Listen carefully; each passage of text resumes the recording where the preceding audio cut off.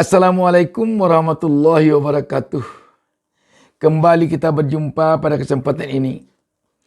Saya mendoakan kepada Allah Subhanahu wa taala, Tuhan Yang Maha Esa, semoga seluruh penonton channel YouTube Bustami Narda Official ini selalu diberikan keberkahan hidup oleh Allah Subhanahu wa taala, dan semoga kita semuanya diberinya petunjuk ke jalan yang benar.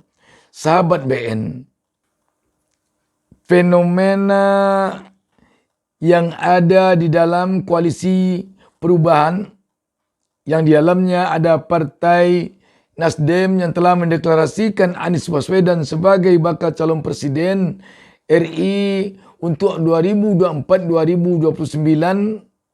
Selanjutnya ada Partai PKS dan Partai Demokrat.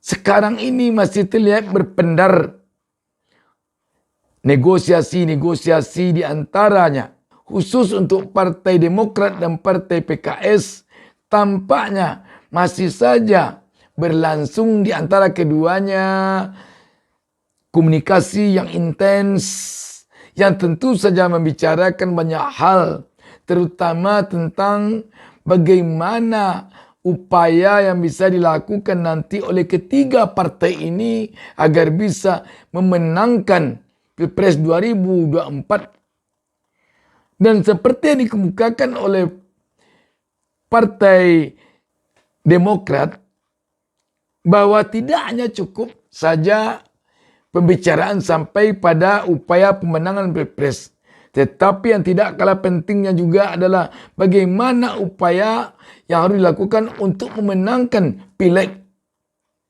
pemilihan legislatif.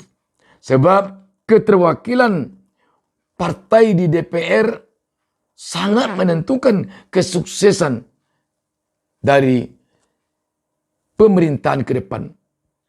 Karena itu memang benar apa yang disampaikan oleh juru bicara Partai Demokrat, Herzaki, bahwa kemenangan pemilihan legislatif sangat-sangat penting di samping kemenangan Pilpres. Karena itu memang terlambatnya menurut publik keputusan yang dapat diambil oleh Partai Nasdem, Partai Demokrat, Partai PKS di dalam menentukan siapa yang akan menjadi cawapres Anies, dan kapan penentuan deklarasi ketiga partai ini untuk Anies memang masuk akal. Sebab pembicaraan di tubuh koalisi perubahan ini tidak hanya sekedar membicarakan apakah cawapres dari PKS atau dari Demokrat. Tetapi jauh dari itu pembicaranya adalah bagaimana agar bisa nanti kemenangan Pilpres diiringi dengan kemenangan pemilihan legislatif. Dan selanjutnya juga diiringi dengan kemenangan pilkada.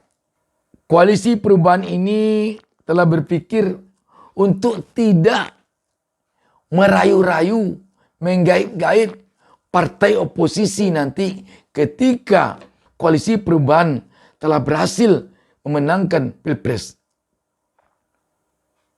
Tidak seperti selama ini. Begitu menang calon presiden,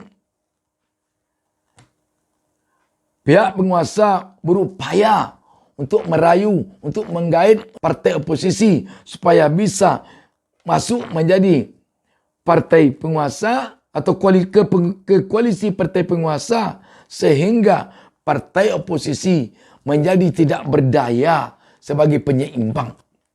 Tampaknya koalisi perubahan tidak menginginkan ini.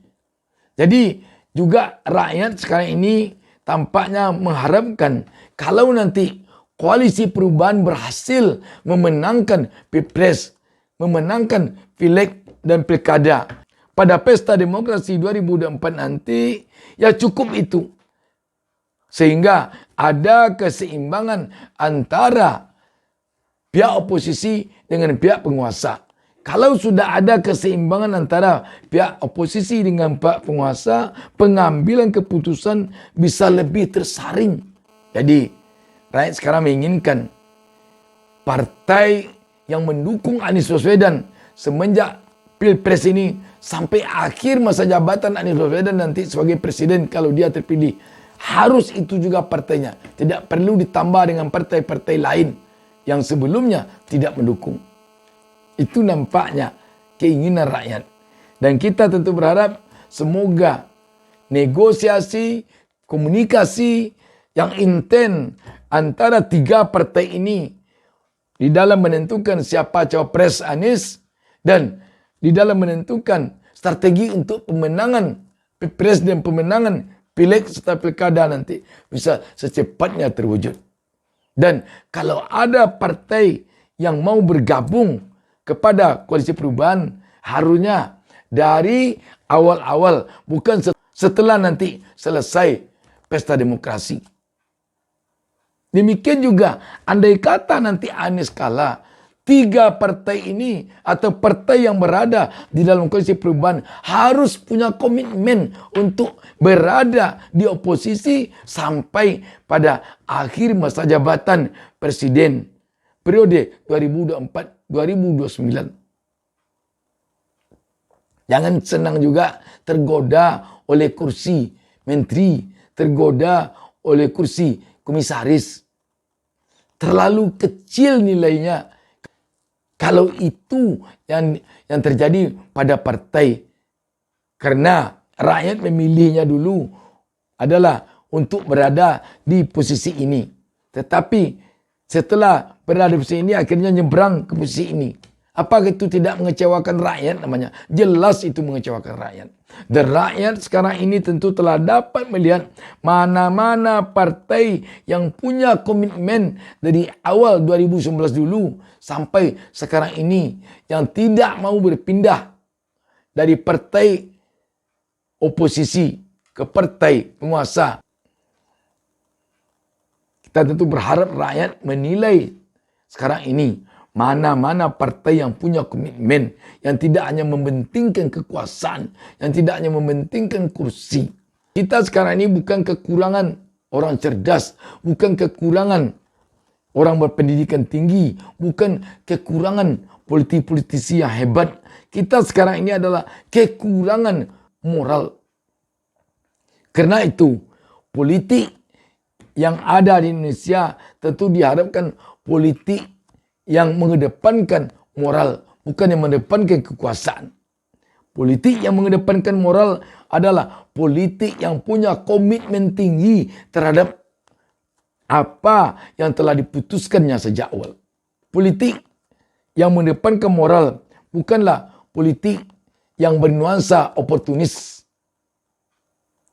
yang bernuansa kutu loncat. Tetapi yang benar-benar punya komitmen tinggi, punya pendirian yang teguh. Demikian, wassalamualaikum warahmatullahi wabarakatuh. Jangan lupa subscribe. Jangan lupa subscribe.